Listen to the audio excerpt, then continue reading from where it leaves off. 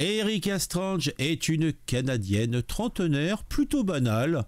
Elle a un super diplôme de littérature qui ne lui sert absolument à rien et une vie sentimentale somme toute désastreuse. Elle a des relations conflictuelles avec sa famille. Bref, c'est une jeune femme de l'ère moderne tout à fait standard dans nos pays occidentaux. Alors, elle se demande aussi pourquoi on lui fournit pas, quand elle est à l'école, un mode d'emploi pour réussir sa vie. Eh oui. Donc elle a l'impression d'être passée d'échec en échec et de se retrouver, comme beaucoup des personnes de sa génération, avec le sentiment d'avoir raté sa vie. Eh ouais. Alors pour elle, bien sûr, tout ce qui correspond au vieux temps, pour les vieilles générations, c'était plus simple. Donc ils réussissaient mieux leur vie. C'est un petit peu l'idée de cette jeune femme. Cette série se nomme Being Erika dans sa version originale. C'est une série canadienne, je vous en ai parlé. Et en France, on la connaît sous le titre Les vies rêvées d'Erika Strange. Et somme toute, c'est plutôt sympa, puisque cette série canadienne mélange astucieusement somme toute des situations réalistes et d'autres qui ne le sont pas du tout. C'est une série que je considère comme incroyablement intelligente, comme il y en a pas mal d'ailleurs, hein, et que l'on peut opposer à des séries qui se passent plutôt aux États-Unis, à New York, où on a des jeunes femmes qui ont des vies tumultueuses, des copines fabuleuses. On a l'impression que elles vivent dans la haute société, puisqu'elles n'ont pas l'impression d'avoir besoin de travailler. Elles sont toujours sapées avec des habits de mode, de la haute couture plutôt, que là, en fin de compte, cette Erika Strange, elle travaille, il faut qu'elle turbine si elle veut pouvoir payer son loyer, il faut que elle s'habille comme un peu, elle a les copains qu'elle trouve, et puis somme toute, c'est plutôt réaliste à ce niveau-là. D'un autre côté, comme je vous l'ai dit, ce n'est pas réaliste puisque cette jeune femme a une capacité spéciale, puisque grâce au concours d'un psychologue ou un psychothérapeute plutôt, elle peut retourner dans le passé pour changer des événements qui lui semblent n'avoir pas été convenablement menés, donc pour qu'elle ait une vie meilleure maintenant. Alors, qu'en penser à ce niveau-là? Il faut plutôt s'intéresser donc à cet homme mystérieux qui lui propose de la prendre en thérapie, le docteur Tom, et il va l'interroger, il va lui permettre de parler de tous ses regrets de son passé, et c'est ce qui fait tout le contexte et tout le suc de cette série. Alors, comment il fait le psy, on ne sait pas. Peut-être qu'il a des pouvoirs mentaux, peut-être qu'on ne sait pas. En tout cas, le psy, il arrive à la renvoyer dans son passé.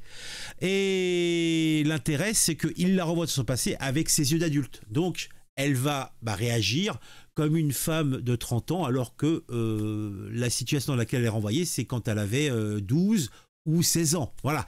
C'est quand même beaucoup plus intéressant. C'est ainsi que elle pourra corriger sa première fois avec un saligo qui avait trouvé très judicieux et très amusant de mettre une caméra pour enregistrer les ébats de la pauvre jeune femme. Donc, ça c'était une correction parmi d'autres. Une autre, elle a 12 ans, 13 ans, a fait sa bar mitzvah, ou je sais pas qu'on appelle ça quand c'est des filles, puisque a priori elle est de la religion juive. Elle a fait une gaffe, elle n'a pas osé chanter, et là, quand elle se remet dans le truc, elle chante, et voilà. Donc, il y a plein de petits événements comme ça, plutôt sympathiques. Donc, le speech de cette série est séduisant, et somme toute, vous pourriez penser qu'on va se retrouver avec des épisodes bateaux, à la...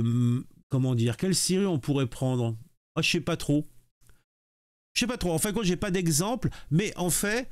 vous pouvez vous dire, oui, donc en fin de compte, ça va être toujours un petit peu des petites leçons de morale à 3 balles et ça va se laisser, on va se laisser porter sans plus. Donc effectivement, il y a la petite leçon à 3 balles, mais c'est toujours un petit peu aigre-doux, puisque même quand elle corrige une erreur qu'elle a pu faire étant jeune, en tout cas ce qu'elle considère comme une erreur, ça ne change pas sa vie et ça ne la rend pas merveilleuse pour autant. Simplement, elle s'accepte mieux. Parce que c'est surtout une série sur l'acceptation.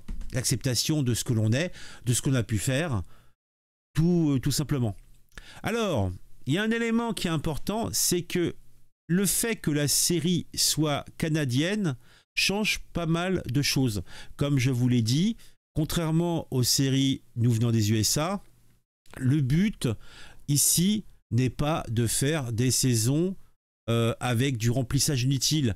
Donc on a véritablement un fil rouge qui est suivi. Il n'y a pas besoin de rajouter des cliffhangers à la fin de chaque saison pour relancer la sauce. Non, non, là, c'est si vous regardez qu'une saison, ça passera impeccable.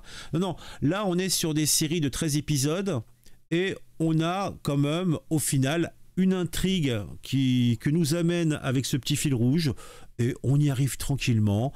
C'est sympa. C'est cool, quoi. Voilà. Alors, moi, par l'instant, j'ai vu que la première saison. Ah, je vous l'avoue. Donc, je ne peux pas vous dire ce qui se passe après. Par contre, moi, je trouve qu'on a, grâce au petit fil rouge, des petites surprises de temps en temps. On a une évolution du personnage. On a une évolution de son entourage, puisque, effectivement, comme elle joue avec le temps et modifie son passé, eh bien, cela a des petites conséquences pratiques. Voilà, je crois que j'ai tout dit sur Benyerika. Sa force, c'est que déjà l'actrice principale ainsi que les rôles secondaires ont un certain charisme, ils sont mignons, sans trop l'être, c'est plutôt sympa. Les scénarios sont intelligents, plutôt bien construits. Comme je vous l'ai dit, il y a des interrogations sur qui suis-je, où vais-je, dans quelle étagère, voilà, un petit peu toujours les mêmes. On voit et on est confronté donc aux difficultés d'avancer dans sa vie, les difficultés liées aux ruptures, c'est pas mal. Il y a les difficultés d'être une adulte ou un adulte dans notre monde moderne, les difficultés au travail, l'interaction sociale, et puis simplement se construire et avoir un objectif de vie ou simplement se laisser couler gentiment, ça marche aussi. Voilà, donc je vous ai tout dit, j'ai fait ça à l'emporte-pièce, je sais pas ce que ça vaut, mais vous me connaissez, je me ferai un plaisir de ne pas réécouter, je vais directement uploader ça sur YouTube, et on se retrouve très bientôt pour une nouvelle série dont je vous parlerai, parce que ça fait quand même quelques mois, je crois que ça fait 5 mois que j'avais rien sorti, donc à dans 5 mois alors, allez, à très très vite. N'hésitez pas à mettre un j'aime, n'hésitez pas à mettre un commentaire, et dites-moi ce que vous pensez de tout ça. À très vite.